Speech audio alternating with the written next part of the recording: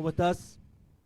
¿Nos escuchás? Hola, ¿qué tal? ¿Cómo estás? ¿Todo Bien, bien? bien, perfecto. Bueno, ahí vamos a hacer una pequeña presentación. Juan Flores, un compañero eh, historiador, a la vez también militante de la organización política Razón y Revolución. Y bueno, ya es la segunda vez que lo convocamos porque en realidad es uno de los compañeros que viene estudiando bastante qué fue la Revolución de Mayo. Y bueno, como estamos en plena famosa Semana de Mayo, vamos a indagar a ver que nos cuente hacia dónde o qué podemos decirle a la audiencia, porque son bastantes los que nos escuchan, sobre todo docentes. Y bueno, la idea era que Juan nos ayude a reconstruir qué pasaba en ese momento histórico que se conoce como la Revolución de Mayo. Bueno, sí. En concreto, el proceso que uno da en llamar, perdón, la Revolución de Mayo, eh, es un proceso más largo. Siempre hablar de Revolución de Mayo suena, bueno, a un hecho que ocurrió o en un mes determinado, o bueno, o en una semana determinada, ya que estamos con la Ujú. semana de mayo. Eh, pero en realidad es un proceso, como digo, más largo. ¿Qué significa que es un proceso más largo? Que integra, por un lado, no solamente hechos que son previos, sino también hechos que son posteriores. Y esos hechos a la vez tienen que ver con el desarrollo de una clase social. Ujú. En concreto, ¿qué es la Revolución de Mayo? Es un proceso revolucionario eh, que en realidad comienza en 1806, Ujú. que en 1810 tiene su momento, digamos, de insurrección crítica, porque ¿qué significa esto? Que en 1806 se había quebrado el Estado, todos más o menos manejamos el concepto de las invasiones inglesas, los Ujú. hechos de las invasiones inglesas, y en 1810 se llegó un momento de una insurrección crítica, un momento crítico, en donde el poder del Estado queda en manos de una burguesía de forma completa. ¿Qué significa esto? Que la burguesía criolla que está en Buenos Aires para comienzos del siglo XIX va a tener las herramientas del Estado para desarrollar una serie de transformaciones que le va a permitir construir un capitalismo a su imagen y semejanza. Es decir, construir una nueva sociedad, una sociedad capitalista, que para comprenderlo, o mejor dicho, para poder medir en qué momento termina de desarrollar esa tarea, tenemos que remontarnos a un largo plazo. Es decir, en este momento, en 1810, esta burguesía toma el poder del Estado. Pero ¿cuándo termina de hacer todas esas transformaciones? Bueno, no termina ni al día siguiente, ni la semana siguiente, ni el año siguiente, ni en la década, ni en el transcurso de la década, sino que le va a tomar alrededor de 70 años, ¿sí? Porque es hablar de construir una nación capitalista, es decir, una Ujú. nación donde se circunscribe toda una serie de recursos tanto humanos como materiales, para poder desarrollar la acumulación de esa propia clase social que es la burguesía. Esa burguesía estaba armada, una burguesía que estaba organizada en términos políticos y militares. Nosotros en 1810 lo que vemos es una foto, Ujú. es la burguesía que se había organizado en el cuerpo de patricios. El cuerpo de patricios estaba compuesto esencialmente por hacendados. Los hacendados son estos burgueses de los cuales estamos hablando, ¿sí? Es decir, son aquellos que detentan la propiedad de ganado, sobre todo de ganado, pero también de tierras. Digo, la apropiación de tierras es algo más bien posterior, por lo menos en la magnitud que uno, eh, digamos, daría en hablar de propiedad privada, Ujú. pero es esa burguesía, propiedad privada, digo, de la tierra, ¿no? Es esa burguesía que permite, digo, que desarrolla ciertas relaciones sociales que pujan por desarrollarse y que tienen efectivamente su momento político más importante en 1810. Justamente por esto, porque es esta burguesía que a partir del poder del Estado empieza a desarrollar todas esas tareas necesarias para la construcción del capitalismo. Juan, te hago una consulta antes que sigas avanzando. Eh, este sector burgués que caracterizas vos, por supuesto toma el Estado, como decís, pero ¿contra quién peleaba? O sea, ¿cuáles eran los intereses? Todos sabemos que contra el rey, pero hay otros intereses por atrás que representa también el rey. Bien, en concreto, a ver, nosotros acá, yo dije, hablamos de una burguesía. La Ujú. burguesía en ese contexto se contraponía contra un universo social, eh, que era un universo social feudal. ¿Sí? Ujú. Estamos hablando de un contexto histórico en el cual lo que el modo de producción dominante es el modo de producción feudal. En esta coyuntura el poder feudal lo encarna, por un lado, el rey, pero también la burocracia colonial, y también una serie de clases auxiliares que reproducen ese feudalismo. Es decir, en el escenario americano tienden a reproducir feudalismo. Por ejemplo, los comerciantes monopolistas. El comerciante monopolista era un comerciante feudal. ¿Qué significa esto? Era un comerciante que vivía de la estafa. Era un comerciante que, a través de un privilegio político que le otorgaba el rey, se dedicaba a fijar un precio de compra y un precio de venta. Eso era un comerciante monopolista. Claro. No era un comerciante capitalista, ¿sí? Hay que distinguir siempre comercio de capitalismo, no es necesariamente lo mismo. Esto era un tipo de comerciante particular que vivía del feudalismo y a partir del feudalismo acumulaba, y por lo tanto la forma de comerciar era una forma de comerciar feudal. ¿Qué significa esto? Como dije antes, impone un precio de compra y de venta en un escenario de, como era el virreinato del Río de la Plata, que eran pequeños pobladitos todos dispersos. Bueno, el comerciante iba, fijaba un precio de compra y un precio de venta. Digo, de compra de mercancías y de venta de otras mercancías. Bueno, ese mismo comerciante depende, como dije antes, del poder del rey. ¿Por qué? Porque el rey le otorga un privilegio para hacer eso. Ese mismo comerciante es el que estaba, o ese mismo tipo de comercio, era el que estaba efectivamente obstaculizando, por ejemplo, el desarrollo del libre cambio. Digo, el libre cambio, ¿qué es el libre cambio? Es la palabra más bien histórica. Pero el problema es la ley del valor, ¿no? En términos del desarrollo capitalista. En el capitalismo las mercancías se compran y venden por su propio valor. Ahora bien, eso era justamente contrario a los intereses de esta clase social, de estos comerciantes feudales. Entonces, este conjunto de clases eran las clases que organizaron la contrarrevolución. Es decir, era el conjunto de esos intereses feudales organizados que ponían una traba al desarrollo de la burguesía. Ahí yo te puse un ejemplo, el problema del comercio, pero te podría nombrar un montón de ejemplos más. Claro, la tierra, ejemplo, en el caso de la tierra, por ejemplo. ¿cómo? El caso de la tierra. El caso de la tierra, sí, por supuesto. El rey, por ejemplo, era el gran propietario de tierras, la iglesia también, por lo menos las órdenes eclesiásticas. Eran grandes propietarias de tierras, y eran tierras que en muchos aspectos estaba o inutilizada o improductiva, o había que expandirse sobre esas mismas tierras. Pensemos que Buenos Aires, por ejemplo, en este momento era una ciudad bien chica, 40.000 habitantes, el campo de la campaña de Buenos Aires llegaba hasta el río Salado y hasta ahí, ¿sí? En este momento expandirse requería expandirse y apropiarse de tierras requería de ir al rey a pedirle un permiso, o mejor dicho, a demostrarle al rey quién es uno, claro, para que el rey le otorgue un derecho de preferencia para apropiarse de esa tierra. Eso era un trámite que se llamaba moderada composición y venta de tierras. Sí, Juan. ¿Qué tenías que hacer en eso? Tenías que demostrar que eras una persona con ciertos rasgos reconocidos a nivel de la comunidad para poder acceder a una tierra. No era una compra-venta de tierra, una transacción mercantil en el sentido capitalista, donde si vos tenés plata vas y compras tierra. Exacto. No, acá en absoluto.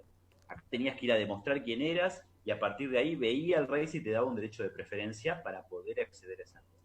Entonces, cuando la revolución se instala en el poder en 1810, una de las primeras cosas que hace es expropiar al rey.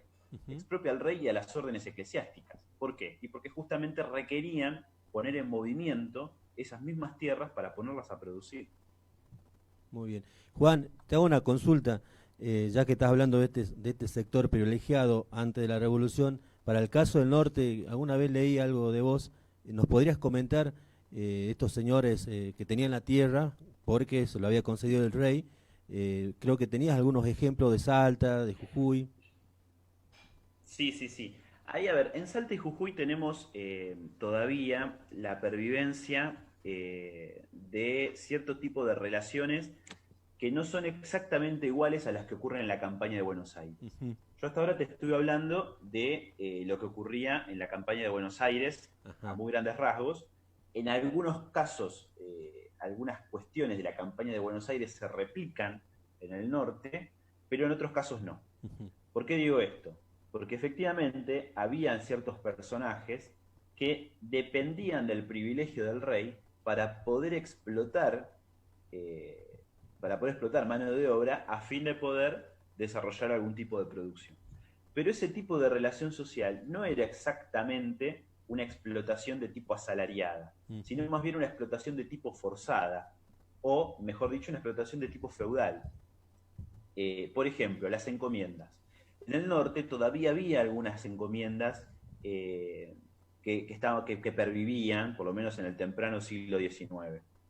Incluso en Jujuy está el tema del marquesado de Tojo. El marquesado de Tojo es también un título nobiliario con el cual se accedía a una serie, no solamente una serie de recursos, o sea, de recursos materiales, sino también al derecho de poder hacer uso de esa explotación de trabajo, de mano de obra. Obviamente, ¿de dónde salía esa mano de obra? De las comunidades indígenas, es decir, de comunidades que garantizaban, por lo menos parcialmente, si se quiere, la reproducción de ese sujeto, de esos productores directos, y para sacarlo de ahí y ponerlo a producir de una manera en otro espacio, requería, por supuesto, de la fuerza, la compulsión.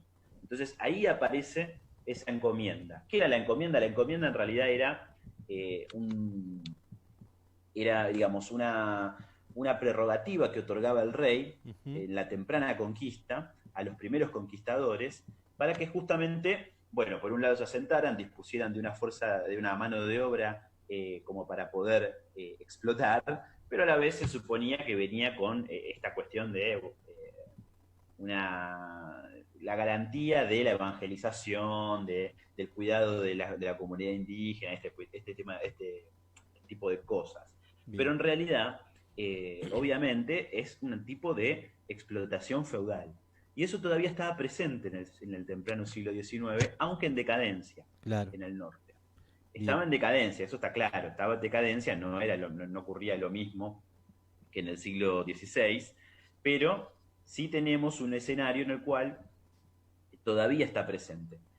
Y eso es importante entenderlo porque algunos de los personajes, yo creo que vos te referís al texto del Viejo Norte, sí. Uno de los personajes es, por ejemplo, Nicolás Severo Isasmendi.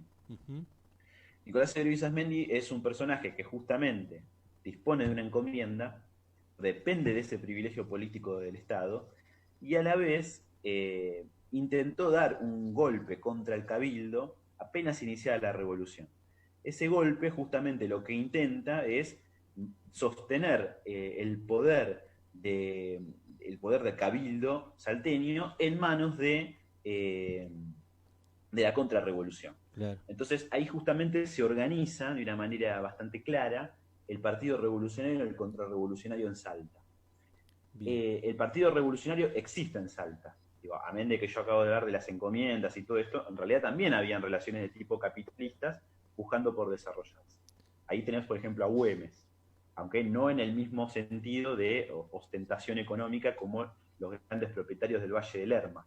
Bien. Pero sí tenés claramente que hay un conjunto de relaciones sociales de tipo capitalistas pujando por desarrollarse que se contraponen en una alianza social, tanto los del Lerma como los de la frontera,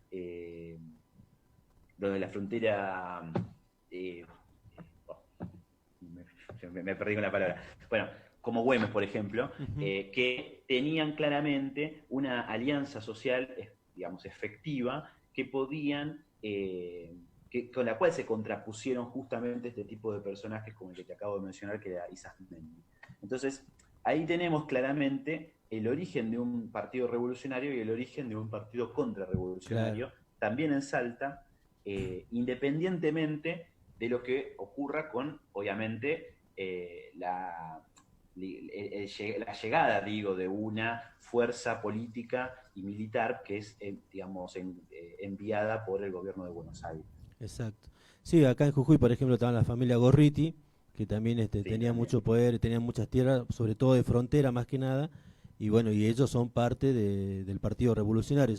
Ya que estamos hablando del partido, Juan, este sector, por supuesto, estaba organizado y tenía un programa, o sea, los que hicieron, llevaron adelante la revolución, y si nos puede contar cuál sería ese programa fundamental que tenían estos revolucionarios.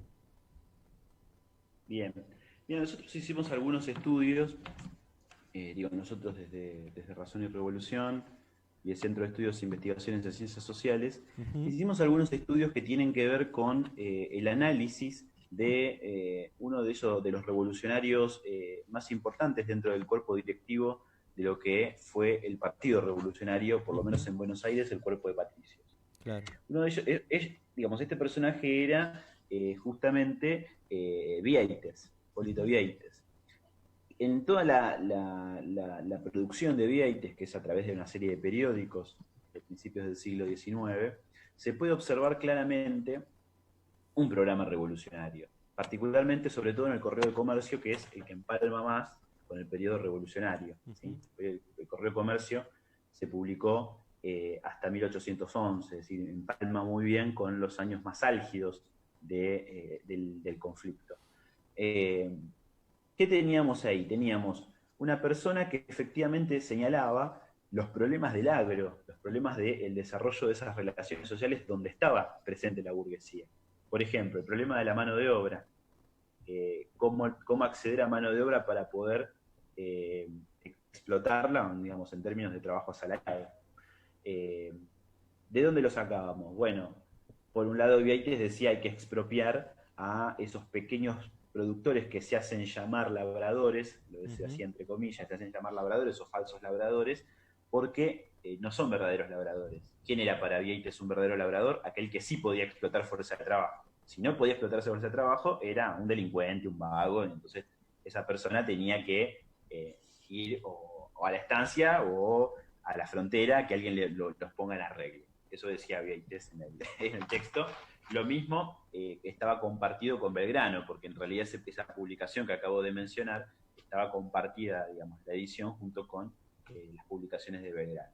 Entonces, eso lo encontramos por un lado en Vieites. Y Belgrano también, Belgrano justamente, si una de sus grandes virtudes era efectivamente el programa, ¿sí? El programa político. Entonces, ahí tenemos efectivamente un programa revolucionario que justamente lo que es el programa de la burguesía para poder desarrollar esas trabas, digamos, para poder tirar abajo todas esas trabas que le permitan desarrollarse como clase. Eso es lo que se puede observar a través de este programa revolucionario. También, por ejemplo, en la representación de hacendados, ¿sí?, de Moreno, se puede efectivamente encontrar este problema que yo mencionaba previamente, el problema de la ley del valor, claro, si se quiere decir en términos más teóricos marxistas, que es el problema del libre cambio, ¿sí? ¿Qué se contraponía contra el comercio feudal? Eso.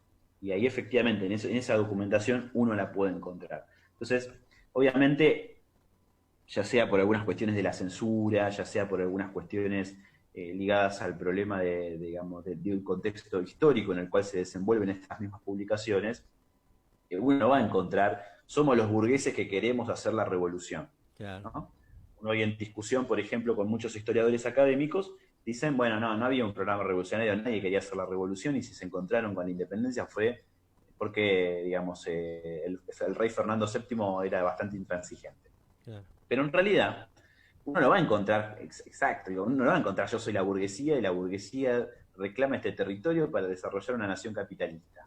¿Sí? Esta es la función del historiador. El historiador explica los hechos, le da un sentido. Y en ese dar un sentido, en esa explicación de los hechos, uno encuentra todas estas herramientas que justamente son objetivamente contrarias a la continuidad del poder feudal y del poder del rey. Entonces, ahí efectivamente hay entonces un programa revolucionario. Claro. Bien.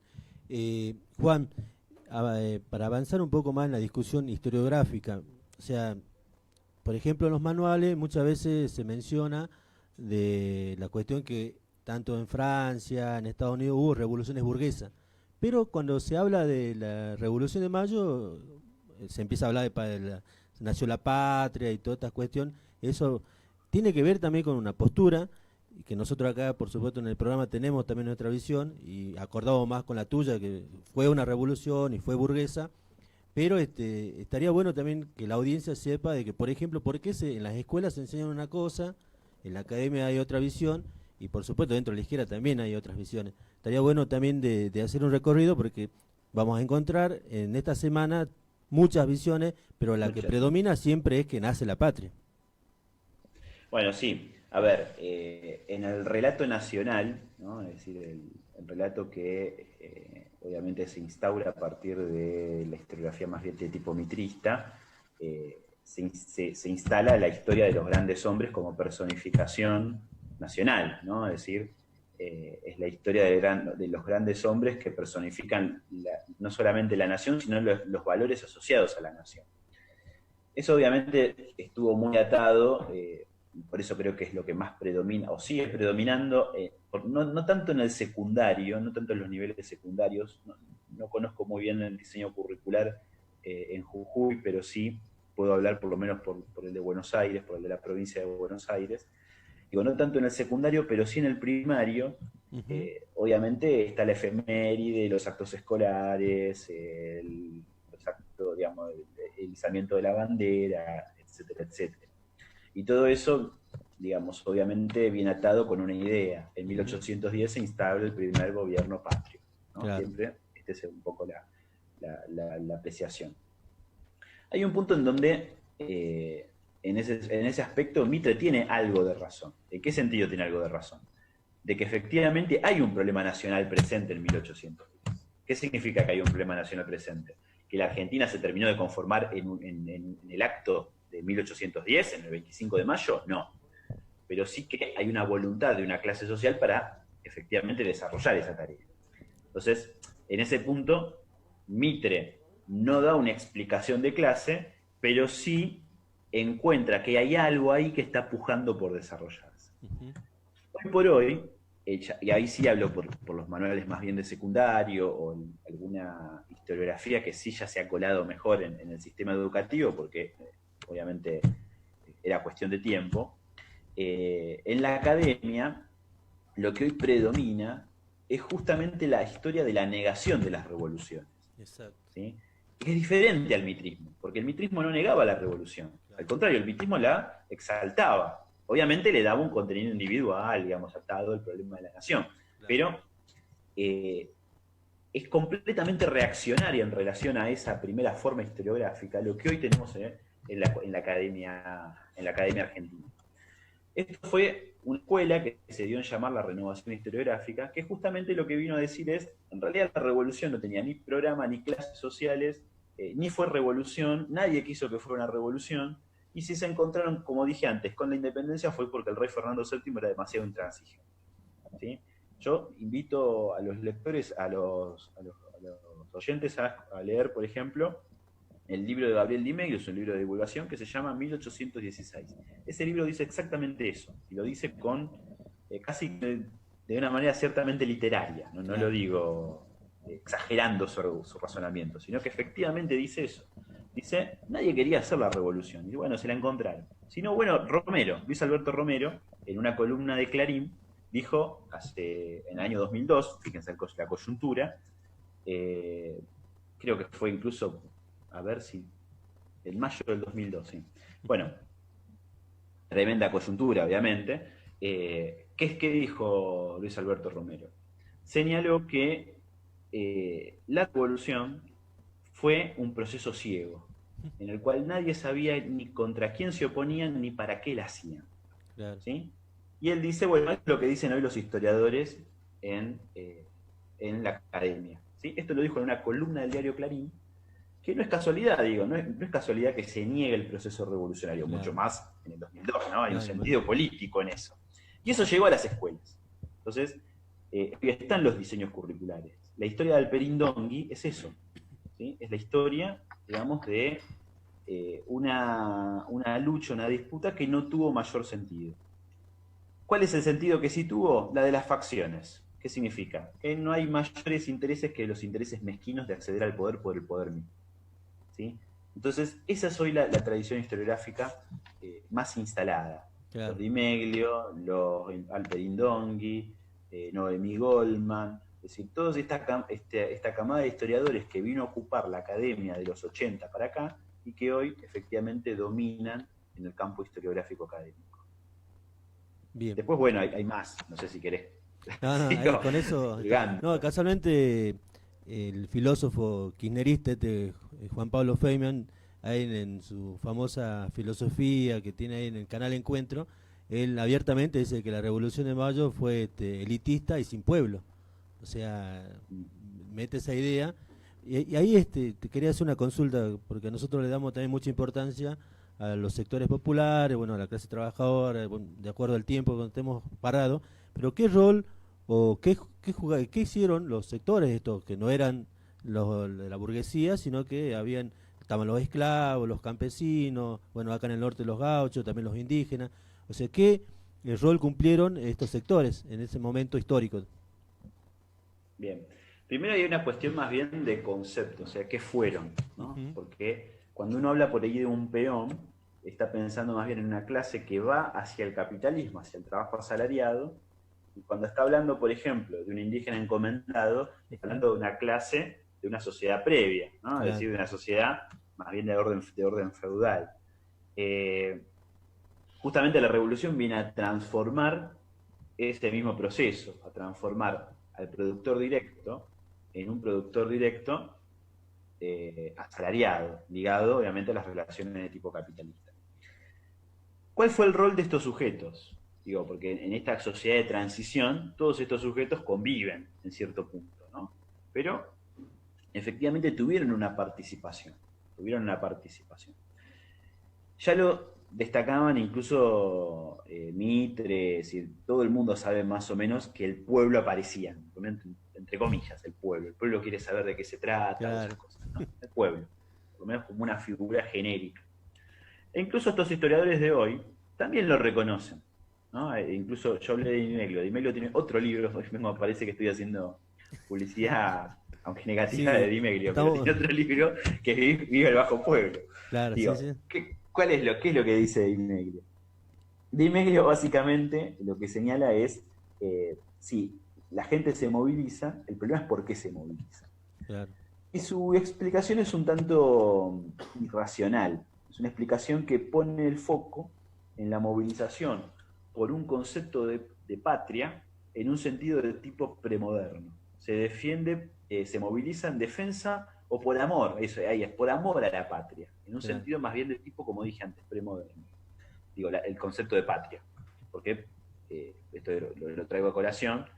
Para los autores el concepto de patria en esta época está más bien ligada a la defensa del lugar de origen, no tanto el concepto de patria en el sentido de nación. ¿Sí?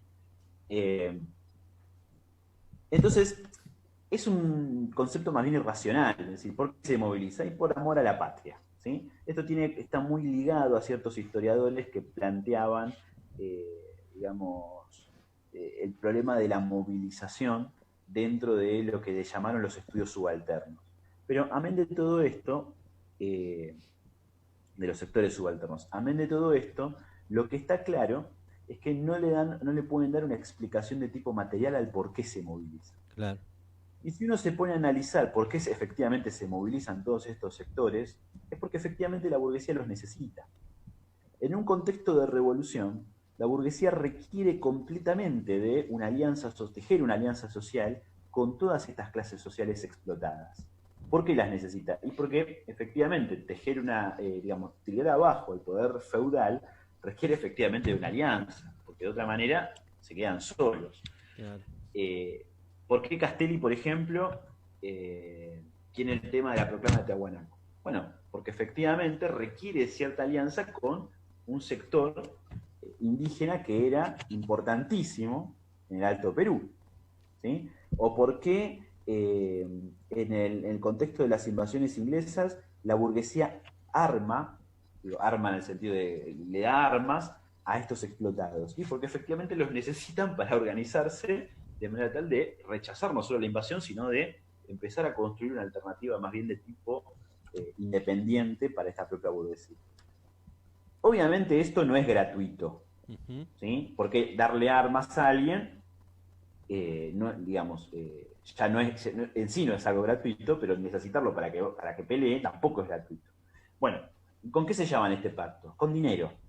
Uno lo que encuentra en este contexto es mucho dinero que fluye de la burguesía y del Estado hacia estas clases explotadas, con el pago de salarios, con la posibilidad de que este mismo sujeto explotado, por lo menos en Buenos Aires, se mantenga como un miliciano. ¿sí? Es un miliciano, una persona que se organiza militarmente para poder defender su ciudad, pero disponiendo de las garantías de poder sostenerse como en su vida cotidiana, es decir, de seguir viviendo en Buenos Aires, de tener ciertos privilegios en términos milicianos del fuero miliciano, es decir, hay unas cuestiones ahí que obviamente, digamos, eso estaba pautado a la hora de poder negociar con estas clases explotadas. Bien. Entonces, obviamente esto no es gratuito, las necesitan, y como las necesitan, bueno, les entregan todos estos recursos materiales. Obviamente, eso tiene un límite, que es el límite de la quiebra del Estado. Cuando se va desarrollando la guerra, el Estado empieza a agotarse financieramente porque tiene que, obviamente, destinarse a la guerra.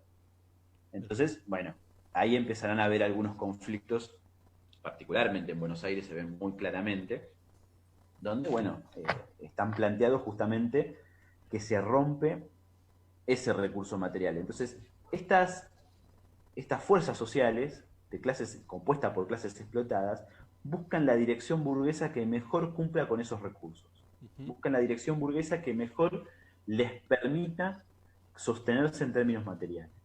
Entonces, ahí es un poco, ese es un poco el razonamiento del comportamiento de estas mismas clases sociales. Nosotros justamente eso lo discutíamos en su momento con Di Melo en un artículo que se llama Razones de Pobres, que está en el Aromo, un periódico El Aromo, de Razón y Revolución, donde, bueno, mostrábamos cómo efectivamente era el problema material, eran los recursos materiales que llegaban a esas clases explotadas lo que sellaba esa alianza social. Bien. Bueno, Juan, antes que vayamos cerrando, estaría bueno que nos cuente qué tienen ustedes como producción, porque como grupo vienen investigando, vienen estudiando lo que es la Revolución de Mayo y tienen 4 libros, incluido uno tuyo. Estaría bueno que nos cuente, ahí lo voy a poner para que lo vean que es el origen, pero hay otros trabajos que también que tiene relación con lo que estamos hablando. Sí, bueno, uno es el origen, que está ahí expuesto. El origen es más bien un trabajo que trata de explicar cómo acumulaba la burguesía a partir de la explotación del trabajo asalariado, es básicamente eso. Es un estudio de caso de una estancia puntual de Buenos Aires donde se muestra que efectivamente su acumulación viene de la explotación del trabajo asalariado. ¿Sí? Por eso es una burguesía. Luego también hay otros trabajos. Está La Contra, es un libro de Fabián Agari, y Hacendados en Armas, son dos libros más bien complementarios.